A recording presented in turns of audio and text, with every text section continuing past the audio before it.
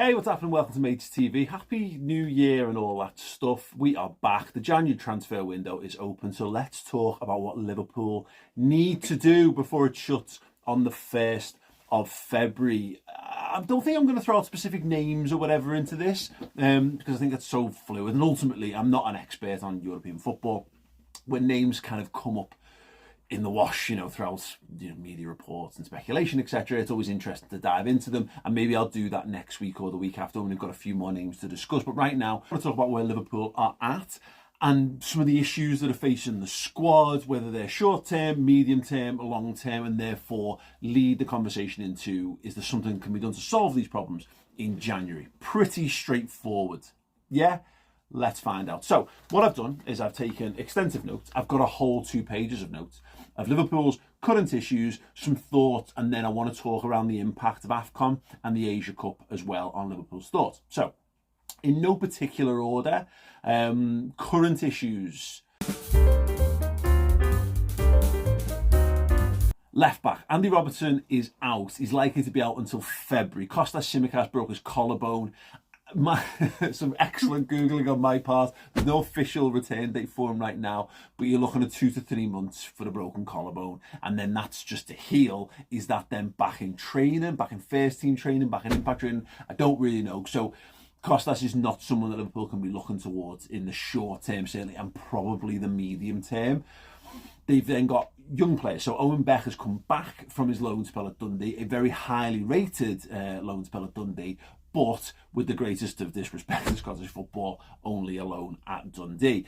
We've also seen Chambers used, and we've seen Scanlon used as well. Now, I think the idea of Beck coming back maybe speaks a little bit to those 2 players that we've seen. And are they just running the rule over him? Is he now maybe above them in the pecking order?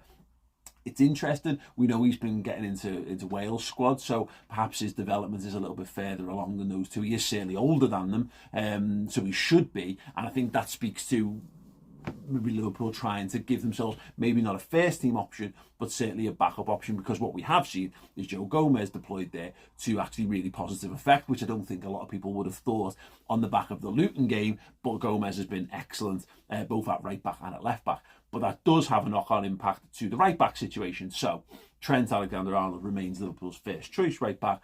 Gomez has very much been the understudy. Connor Bradley should be the understudy beneath there. And when the season was in pre-season, my general feeling was it was going to be Trent, then Bradley, and then Gomez as a bit of a break glass solution. But Gomez has been so good at right back that there's actually a world now where we're using Trent more in midfield and Gomez more at right back, and I kind of like that, if I'm honest. Something I've said on previous videos, that Gomez has got very sort of Ben White-esque qualities, a little bit of Kyle Walker-esque qualities as well, where he's kind of got the pace. He's a very up and down fullback, kind of like Andy Robertson is, but as a centre half, he adds a lot more surety, but he's an underrated ball player as well. But at the moment, he is Liverpool's left back, so that leaves us short in the right back situation, and Connor Bradley is very untested at the moment. Obviously got injured in pre-season, has only just started to dip his toe back into the first team. Is he good enough to play the games at right back that Joe Gomez has been playing, if Gomez is going to be used at left back? I don't know. That is an unknown. And centre-half is obviously where the other major issue stands for Liverpool. Joel Matip, ruled out for the season, likely played his last game for Liverpool. His contract expires in the summer. There's a big circle around that. If you've got Liverpool's squad list written out, I'm putting a big circle around Joel Matip and some lines off it, and maybe turning it into some sort of mind map / spider diagram when I'm going, what am I doing with this? Because there's a chance Liverpool might have given him a new contract in the summer, maybe on reduced terms or, a 1-year deal. And given how good Matip has been this season, I wouldn't have been against that. But it's a cruciate injury. It's probably going to be this time next year before he's coming back in. Liverpool will likely keep him around, keep him on a rolling deal till he gets back to fitness. And you might have a bit of a free hit with Joel Matip next year, where he might have lost it a little bit in that time. But could he become our 5th choice centre-half? That's great, but what Liverpool need to do is look at the fact that he was effectively our first choice partner for Van Dijk this season. Liverpool do need to go and buy another centre-half. The rise of Quanta has eased that. Liverpool have got more good quality centre-halves on the books than I think they've ever had before. But that's lessened by a lack of a Joel Matip, because now all of a sudden Quanta, instead of being a bit of a free hit, actually we need to rely on him a little bit more. And as much as he's passed every test with flying colours so far, he is still 20 years old and he is still relatively untested. If you got an injury to Canate now, particularly with Gomez being used at full-back, and Quanta has to play 5 games back-to-back, 10 games back-to-back, he might flourish, and we might all of a sudden find that we've uncovered a 50-60 million pound centre half. We might, but that's a big gamble to take on Liverpool's season. So the centre half thing remains a big issue. Defensive midfielder was seen as the big one in the summer. Obviously, Fabinho and Henderson moving on, which were number 1 and number 2. A couple of years on from Wijnaldum moving on as well, who had been number 3. James Milner had been in that pecking order as well, obviously left in the summer. Liverpool have subsequently brought in, obviously, Wataru Endo, and Alexis McAllister has been doing that job.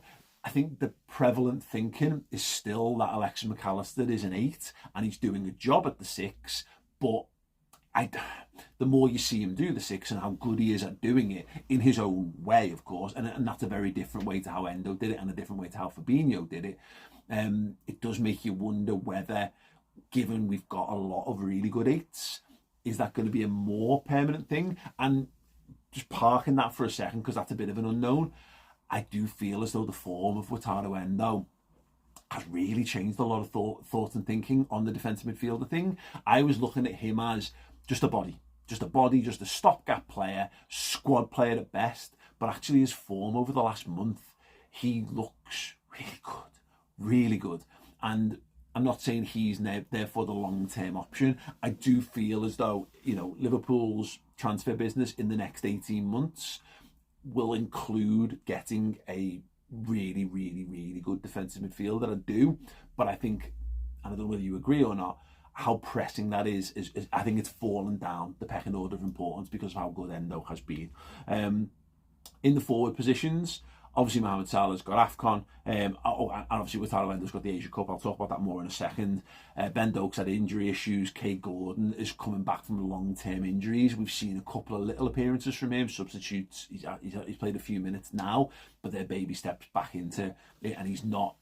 I wouldn't want to see a run of games where he was playing. He's not ready to come in and take over Salah, whereas funnily enough, 2 years ago when we played Arsenal in the League Cup and he plays in that game, if he just stayed fit, there's a very real chance that we're going into this Afcon and Kate Gordon's actually just playing in Salah's position, but we don't have that luxury right now. They're being massaged. So we've got a number of young players who can come in and do the jobs, and those in the left-back position are obviously Beck, Chambers and Scanlon. There's a bit of McConnell for a defensive midfielder job, certainly, and then obviously in young players for the forwards, Doak and Gordon, and even like someone like Trey Naoni, who's a bit too young to really be considered, but he exists. He's been on the bench already this season.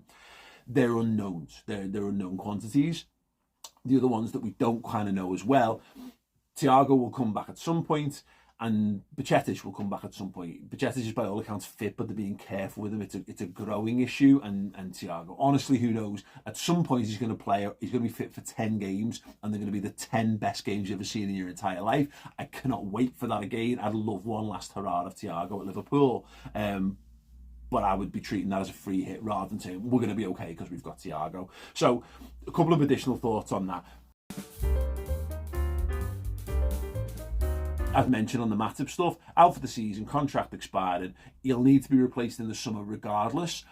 Is there something we can do around that? Is there a transfer we were going to do in the summer that can be moved forward to January? That would be the biggest question I'd be asking right now. Can we survive until February with Joe Gomez at left back? That's another huge question. And how do him and Trent get rest? Because Gomez might be able to play those games, but you're asking a lot and you're putting a lot of strain on someone who's had a number of injury issues, where Liverpool have managed the season really well so far, and actually better than Manchester City and better than Arsenal, is because of the Europa League and the Cups. We've rotated far more than either of those teams, so our senior players have played significantly less football than our title rivals, and that's good, and that might mean they can go it, But I would like, and I think Klopp would like, to be able to continue with that rotation, so that when you're not running players into the ground, so we don't end up with the season of the cup double season where everyone is goosed the year after and then you fall to bits. We need to be able to manage the next 5 years of Liverpool. Now, Afcon, I mentioned it. It obviously plays a significant part. Endo's not available and Salah's not available. How long are they not available for, and what games are they going to miss? So, Afcon, the Afcon final takes place on the 11th of February. The Asia Cup final is on the 10th of February. Now, that means that that's the latest involvement both of those guys will have, and then you'll probably have, I guess, a day to celebrate, a day or two to recuperate, and then back in training. So looking at Liverpool's upcoming fixtures, Arsenal at the weekend, FA Cup third round game, of course, that is a complete write-off. That's the first game they're definitely going to miss. You've then got the EFL Cup semi-final against Fulham at home on Wednesday, the 10th of January. My birthday, by the way. Please feel free to send congratulatory messages. That's not a word. For me, hopefully not dying between now and then. Then Liverpool got a weekend off. My birthday weekend afterwards. We then play Bournemouth in the Premier League on Sunday, the 21st of January. The EFL Cup semi-final second leg is away on Wednesday, the 24th. Then there is basically a penciled-in slot on that weekend, which is the FA Cup fourth round, which is Saturday the 27th. Now, obviously, Liverpool would have to get past Arsenal for that to be filled, and that could be anything. That could be Man City, or it could be some, League Two team.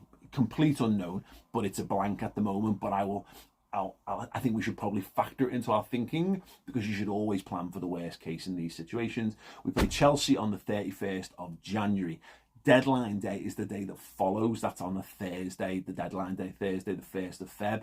And then we've got the Arsenal game away at the Emirates on the 4th of Feb, and then Burnley at home on Saturday the 10th. So those are all the games that potentially Mohamed Salah and Wataru Endo could miss. So if Liverpool were to get past Arsenal, that would be 1, 2, 3, 4, 5, 6, 7, 8 games of football. Now, crucially, it is only 4 in the Premier League, and potentially crucially, the end of the group stage comes after that FA Cup fourth round weekend on the 27th of January. So there's an ideal world scenario where Egypt and Japan get knocked out in their respective group stages of their respective competitions, and Liverpool have already been knocked out by Arsenal, which doesn't sound like an ideal, but just in terms of fitness and match availability for those two players, they could come back and conceivably, at a push, be at least on the bench for the Chelsea game on the 31st of Jan, and then Arsenal and Burnley. But as I say,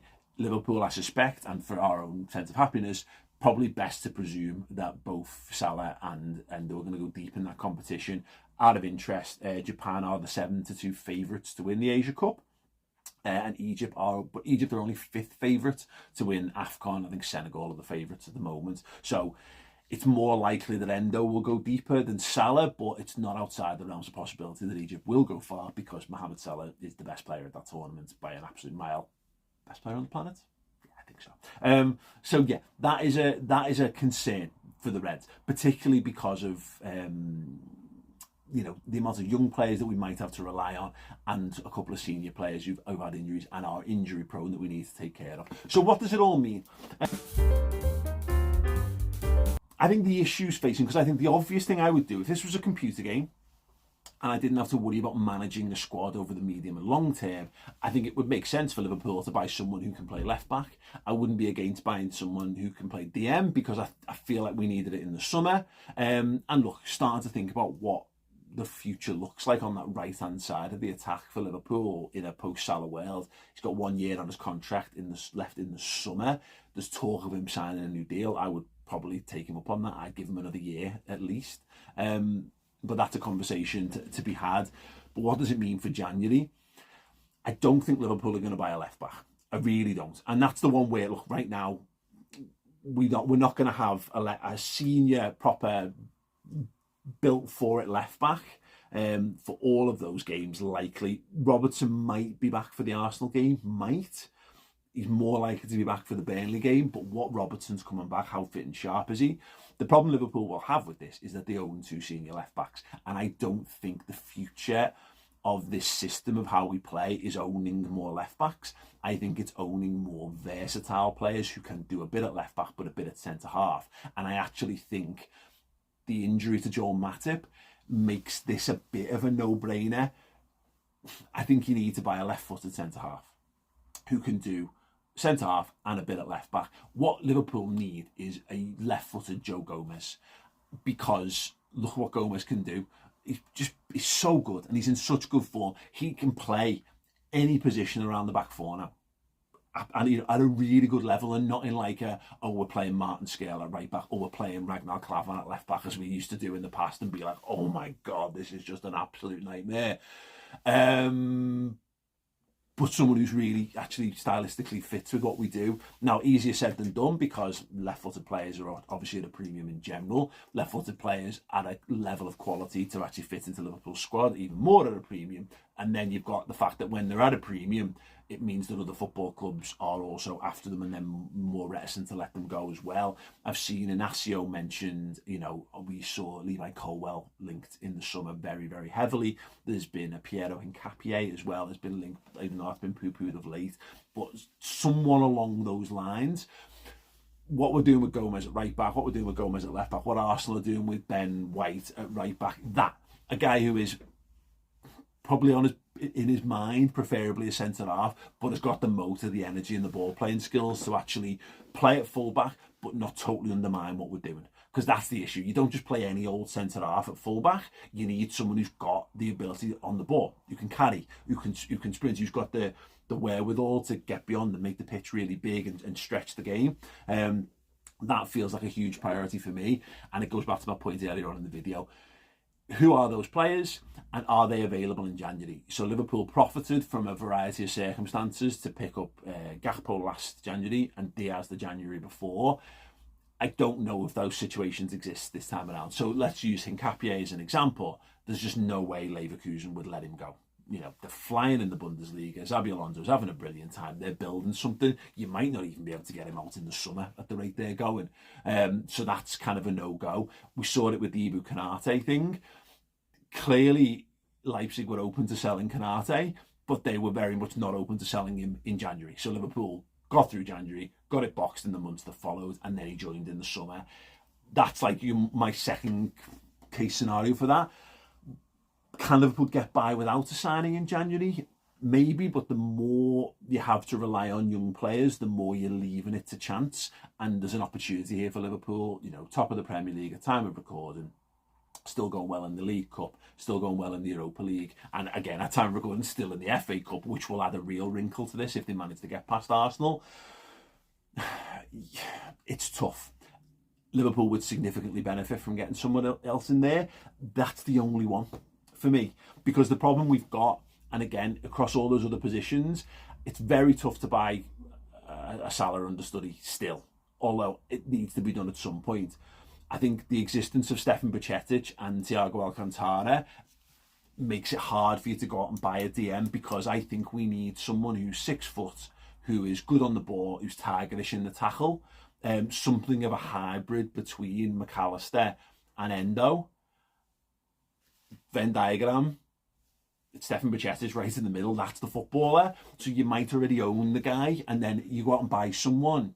You then basically buy another squad player, and I've said this elsewhere, we do this all the time of capitalise on your top. This is an opportunity for Liverpool to do something. Like, look, Arsenal have got that with a striker. Arsenal could go and buy a brilliant striker and really tick a box in that squad. It's a hole that they have in their squad. It's a 20-goal a season centre forward. Things with Liverpool is you run the risk of stepping on your long-term prospects, and where you end up with, Arsenal were praised last January for buying Trossard and buying Jorginho because you bought experience and you rounded your squad out a little bit more. I don't think Liverpool need to buy squad players. I think Liverpool own squad players. Liverpool need to buy brilliant, and if brilliant is available in January, I think Liverpool will buy brilliant in January. But if brilliant isn't, I think they will wait till the summer, because what you don't want, and it goes back to the Arsenal thing, Jorginho, they've now got a collection of just like older footballers who aren't great, and Jorginho falls very much into that category. Trossard is all right, isn't he? You know, he added something last summer, but he is at best like buying a Divock Origi. You don't want that. You want someone who's better than what you've got. Because when you start buying squad players, you end up with squad players, and you end up with a squad full of squad players. And then when you have to put them in, that's when your first 11 becomes a little bit weaker. So I'm relatively calm about things. I don't want Liverpool to, fall into the hole and fall into a trap of slipping up and not being good enough to challenge for the Premier League this season. So there is an anxiety around that, absolutely, which I have and I understand, but it's not as all-consuming for me as I think it is for some people. I love transfers. I really would like Liverpool to buy someone in January because I love talking about them. I like the views that YouTube videos get when Liverpool buy people. It's much better than speculative ones, I can tell you that for nothing. And it's just exciting adding new players to your ranks and then watching new footballers play for your team and that.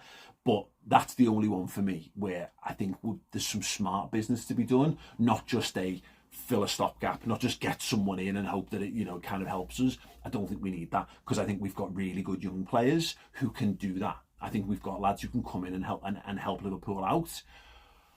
So when they buy, I think I'd rather, right now, and an injury would change this, by the way, I would rather Liverpool get to the summer and spend £120 million on a brilliant left-sided centre-half and a brilliant defensive midfielder than run the risk of sprunking the budget on someone who isn't quite up to snuff in January. But what do you think? Let me know in the comment section underneath. That'll be really, really useful. And I'll interact with you guys, see what you think on that. And then I might do a couple more videos in the next few weeks, just talking around this stuff, because it doesn't look like Liverpool are going to be super busy, but there are certainly some interesting talking points, and I think the FA Cup against Arsenal will change perspectives on this, and whether Liverpool can get past Fulham into the League Cup final will change as well. But yeah, and also if Japan and Egypt could just get knocked out in the groups, that would be magic. Listen, drop a like on this. What date is it? We've got 3 more days. So I've got a free month offer for redbenplus.com. All the Liverpool shows, podcast videos, documentaries. We've got the 50 greatest signings 2-part special out there right now, and obviously the whole of the January transfer window to come. If you go onto redbenplus.com, use the code KLOPP. Obviously, Klopp, KLOPP. You get a full free month to try it all out. Try all the podcasts, all the docs, all the live shows that we do on there. Fill your boots and see how you get on with it. I think it's brilliant. I think you will do too. And other than that, have a wonderful day, wonderful weekend, wonderful January. And hopefully I'll see you all very, very soon. Bye.